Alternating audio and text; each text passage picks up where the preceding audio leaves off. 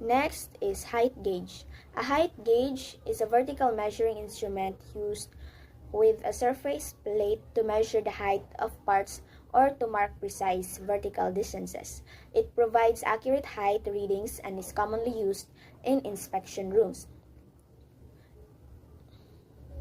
Next is gauge blocks. Gauge blocks, as you can see here, are rectangular blocks of metal or ceramic with extremely accurate thickness. They are used for calibrating other instruments like calipers and micrometers.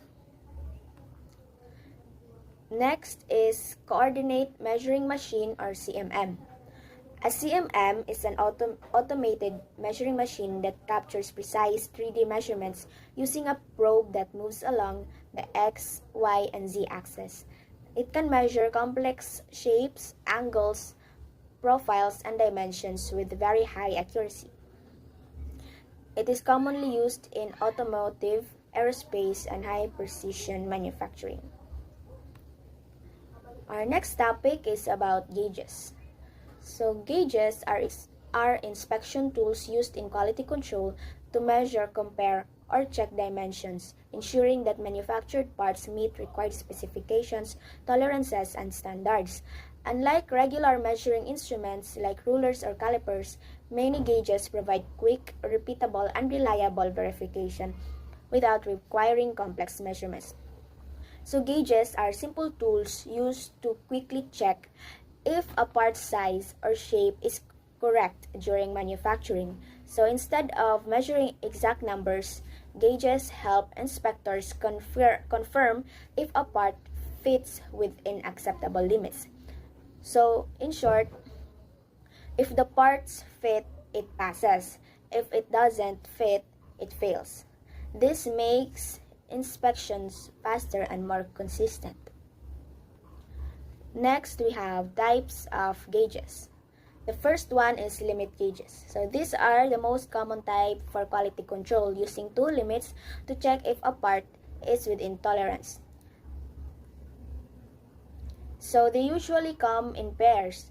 The go side checks the minimum acceptable size, while the no-go side checks the maximum limit. So they have three different types. We have the plug gauge. It is used to check the internal dimensions of holes. So in this illustration, we can see plug gauge has two ends. The first end is the go end. This end should fit easily into the hole if the hole size is at or above the minimum acceptable dimension. The other end is called the no-go end, and it should not fit into the hole if the hole size is within the maximum allowable dimension. Next is the snap gauge, a U-shaped tool with jaws used to check the external dimensions of parts like shafts. So snap gauge checks shaft diameter quickly. It has an opening where the part is inserted. So inside the opening, there are two anvils or jaws set to specific dimensions. The go side allows parts that are within the maximum acceptable size to pass through. The no-go side prevents parts that exceed the minimum size tolerance from passing. So again, if the part fit the go side but not the no-go side, it passes the inspection. So lastly, we have ring gauges. It is used to check the external diameter of cylindrical parts, often paired with plug gauges. So ring gauges checks external diameters. It also has the go ring gauge and the no-go ring gauge. So in the go ring gauge, the part should easily fit through if it meets the maximum size limit, and in the no-go ring gauge, the part should not fit if it is within the minimum size limit. So the next type of gauge is thread gauges. So a thread gauge, also known as a screw pitch gauge or simply a pitch gauge, is a tool used to verify the pitch or lead of screw threads and ensure threaded components meet specific dimensional standards. So as you can see here in the picture, the person is matching the gauge to the threads of the bolt.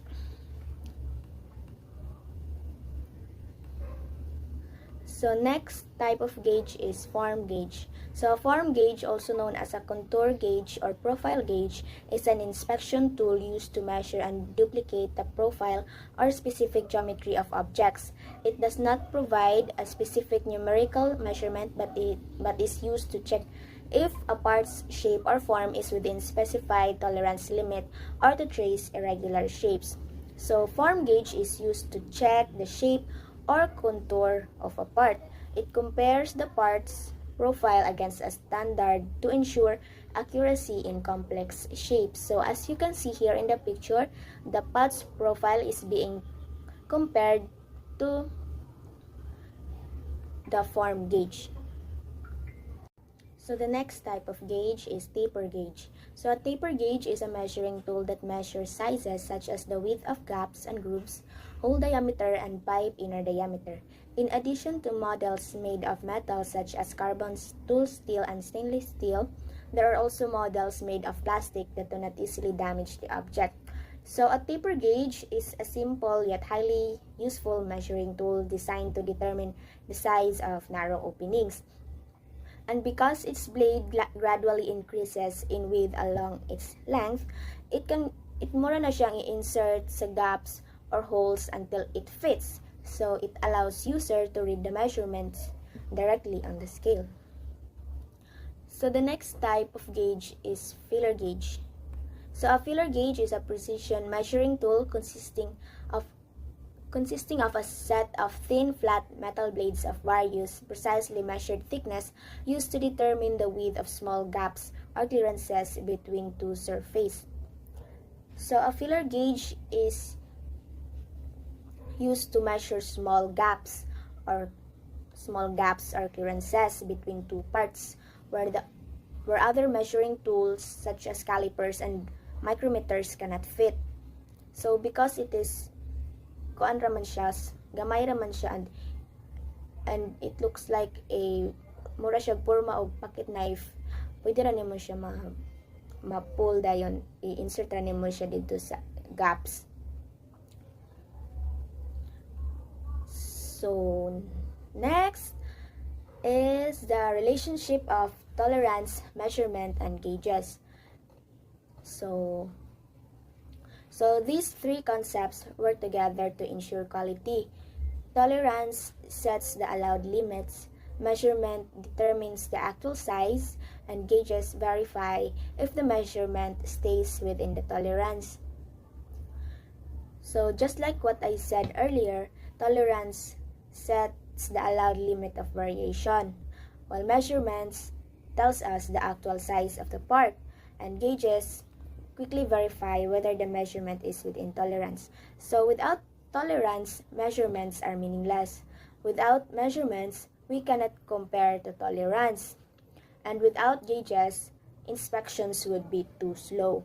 So together, these three create a complete system that guarantees consistency, safety, and performance in manufacturing. That's all. Thank you.